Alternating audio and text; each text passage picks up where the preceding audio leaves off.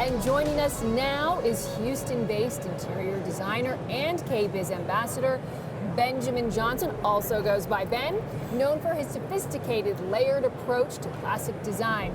Ben is here to share the top trends he's spotting across the industry, give us an insider's perspective on what's standing out at KBIS this year, and tell us about his debut book, Refined Interiors, Timeless Homes for Modern Living, published by one of our favorites, Rizzoli.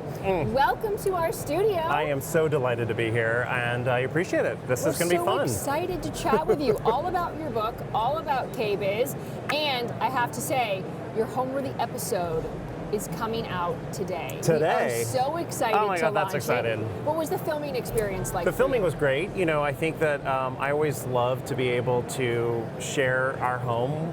You know, we put a lot into our home. We really took a lot of risks that we wanted to see, you know, show clients that these things can be done, and we had a really fun time doing it, so I love sharing it. Do you feel like your home is sort of like, you're kind of a guinea pig on what you can try out with clients, you try out on yourself first? 100%. You know, I think a lot of times I always encourage interior designers to really think about their homes as a laboratory, a design laboratory, so that they're constantly pushing the boundaries, breaking rules, trying to really stretch creatively, and I think that that is something we went into the building of our home and the design of our home with that mindset. How would you describe your personal style for your own home? I know it varies for clients, but when it comes to you, how do you describe your taste? I think I have a neoclassical sensibility. Like I love even modern design that's situated within the classical design principles. So I think I always go back to the classics, but I love to really push the boundaries when it comes to modern art, modern furnishings, and I love the juxtaposition between those two styles. Let's talk about your beautiful new book. You are featuring 8 of your projects. I am. How did you select the projects to be featured in this book? That's a great question. You know, I think when we really looked at this as a process, we really looked at it from the standpoint of curating 8 projects that really spanned a lot of different styles. So we looked from everything from kind of more traditional and transitional projects all the way to very modern projects. Ones with a nautical influence, ones with that were kind of inspired by the client's love of yachts, all the way to things that felt very organic modern. So it was a really fun process of pulling those projects together. So what are we seeing on screen right now? We are seeing a beautiful project that was featured in the book, and that is a dining room, and one of the 8 projects. Here we're seeing another project that's actually in that project I referred to as organic modern. What's on the wall? That is a beautiful, almost aubergine plaster finish on the wall. Gosh. It's really, really gorgeous. And the fireplace is beautiful too. Thank you. What's here? This is a gorgeous spiral staircase, also done with kind of a cream-colored plaster on the walls, and we really love using some of our favorite artisans like Fulber Pottery. That's a gorgeous plaster piece, or I should say ceramic piece by Judy Adams, and I absolutely love it on that center table. This is a lovely little cozy nook, a coffee bar that's part of the client's family kitchen area. When you work with a client, where do you start with them? You know, we always start by kind of a real commitment to understanding what they find to be beautiful. So we interview them, we talk about how they want to feel in their space, what memories they want to create there, what are their favorite colors, what are their favorite textures. We really want to understand what the mood is for every space, because I think some spaces are meant to be kind of experienced in the morning, afternoon, and evening, and sometimes you need spaces that kind of serve all those purposes. So we really want to understand what kind of entertaining, what kind of living is happening in those spaces.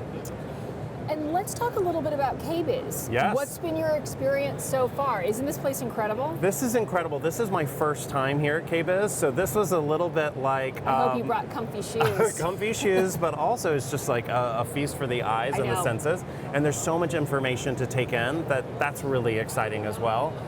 You know, my experience has been great. I get to see friends and colleagues that I haven't seen since previous, you know, kind of events like this. But, you know, being here at the world's largest kitchen and bath show is really a wonderful experience. And are you discovering new brands that you hadn't known about before? I am not only discovering new brands, I'm also catching up with all of these new products that some of my most trusted vendors and resources have come out with since I worked with them the previous time. So it's really wonderful to kind of get educated while I'm here. So your interiors always feel layered and thoughtful, but still livable. How do you attain that look? You're very kind to say so. I like to think it's because ultimately I drill down to function all the time. My training is as an architect, so I always think about how is this going to be functioning in the space? How is it going to be comfortable? How is it going to be livable? And we also use fiber technologies and material technologies that allow us to have durable surfaces. One of the highlights from KBIS is a company called More Surfaces, and they do a treatment to marble to make it etch and stain proof. It's a surface that I've used in my own house, and you'll see that in the Homeworthy episode. But I also love the fact that it can give livability to people who really want beautiful stone, but don't want to have a headache about using it every day. What would be a small, unexpected detail that you like adding to a project that kind of adds a big punch? You know, I think probably for me, I love the jewelry. The jewelry being lighting and a very thoughtful use of lighting, and also hardware, the things that really people have to touch and or that illuminate their space and their eyes are drawn to. And when you approach a project or you approach a room, where do you start? I actually, believe it or not, again, start with a functional floor plan. And so I'll draw everything in floor plan. Going back to your roots. Going back to my roots, and I want to show the client different ways that we can use those spaces. So like that dining room, am I going to do a round table, a square table, a rectangular table? How does it fit in that space? And then that really becomes the start of a conversation that really shapes all the other elements in the room. Did you know from a young age that this is what I want to do? I feel like you just sort of exude this all-encompassing love for architecture and design. I think I always knew from a young age that I wanted to do something in the creative arts and wanted to make that the way that I supported myself and others through the work. But I think my original love was actually production design. So really thinking about film production, theater production, the sets that are created to tell those stories, and it really translated from that to architecture, and then from architecture to interiors, and now full circle, we're all the way back to doing architecture and interiors as a full-service licensed architecture firm. I'm sort of sensing this through line of story. How Yes. does storytelling influence your work? So important, because I'm not just telling my story in a space. I have to be kind of the storyteller for other clients. And so I really, again, go through a very careful process of understanding what really speaks to them. I don't want somebody to come into their home and say, wow, it looks like Ben has been here in their home and has done all this for you. I want them to come in and say, wow, this is the most beautiful reflection of you. So that's really my goal. And so storytelling has always been essential to that approach.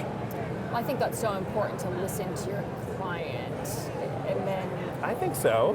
because they can lead you in places that you might not otherwise would have expected. Totally, and that's actually where the variety in the 8 projects that we feature in the book really come from. They all come from because our clients are such different people. Sure. None of our projects look the same because of that commitment, and so that's something that's really exciting for me as well. So the title of your book, Refined Interiors, Timeless Homes for Modern Living. What does modern living mean to you? I think it goes back to a little bit about what you were saying in terms of, at its core, it's a livable, functional space. But I also think it's done with great intention because, again, as a storyteller, you have to really be cognizant and aware of what the space is doing and what it's creating in order to really have impact.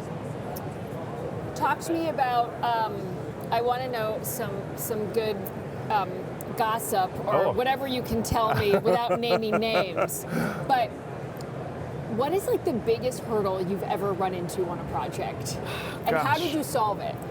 I think Or maybe you don't have any of these problems. No, I think all designers, face these problems. I think sometimes, one of the things that I used to think I could manage better were clients whose expectations were very unreasonable or they might not be fully in touch with reality. And I think those have been probably the biggest hurdles, just because I think it really takes stepping up the level of communication and really establishing trust to get those projects over the finish line.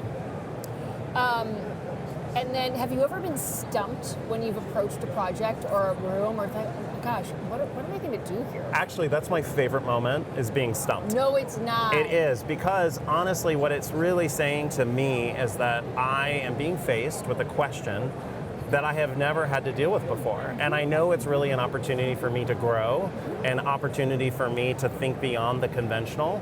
And so I really love being stumped. That's actually a favorite. And then how do you sort it out? You just think on it and it comes to you in your dreams? Well, luckily I have an amazing team, and we kind of do, we round table conversation. We round table thought exercises and explorations to kind of figure out, well, how is the best way to solve this problem? And I love hearing from a diversity of voices, and then as a team, we really settle on what we think is the best solution moving forward. Bringing it back to KBIS. Yes. You are a judge. I am a judge this year, yes. Tell us about this experience. Well, it was a really wonderful experience. We did the judging yesterday, and winners will be announced this evening at the Best of KBIS show at 4 o'clock. So I'm really excited to be there. I'll be there to present some of the awards as well. And what were you judging? We judged across several different categories, everything from kind of best of bath, and so anything related to bath, from plumbing to fiber technology or material technology, all the way through, thinking about even systems like water filtration systems, and thinking about how you could recycle water in a shower environment. So there was some really, really neat things that I had never heard of, and they're germs of ideas that I think with the even further development, they're going to be really impactful in our industry. If we talk about the jewelry in some of these rooms, Sure. a kitchen and a bathroom, what are those moments, aside from sort of hardware? What do you love? What's a finishing touch for a kitchen that you love to see? And this is a beautiful kitchen. Oh, here. thank you. Well, I think about the materiality is probably one of the things that I get most excited about. The surfaces, like beautiful stone, beautiful tile. That's super inspirational to me, and also lighting and hardware is super key, and it's really exciting. Several of the vendors that I've used in my projects have been are represented here at the show. Lily, can we go back to that photo? Look at this beautiful chair, though, that you put in the bathroom. It's like a piece of art. It's actually cast bronze, and it's from a fellow designer, Reagan Hayes, who's a dear friend of mine, and she made, that's the original chair. And it's cast out of bronze, and we did it in a lovely cowhide for the seat. Anyway, love it. And what are you most excited about in terms of trends for 2026? Oh, you gosh. might not be a trend guy with your timeless interiors. I think trends are really important to keep your eye on. Be aware of what's happening in the industry, and anything that you sense as being a little too trendy, you're seeing a bit too much saturation, I typically try to stay away from those things. But what I think is super smart about KBIS is that, of course, you're going to be exposed to things that are also cutting edge, coming out in the market for the very first time. So you really can't call those trends yet. You really call them kind of outliers that are going to hopefully be building towards something really super and exciting. Sure. Well, Ben, we're so excited for all that you have going on. This sounds like a big moment in your career. Everybody tune in to Ben's Homeworthy episode out today, and also pick up a copy of Refined Interiors, Timeless Homes for Modern Living, published by Rizzoli. Ben, thank you so much for joining today. This has been my pleasure. Have fun at the rest of KBIS.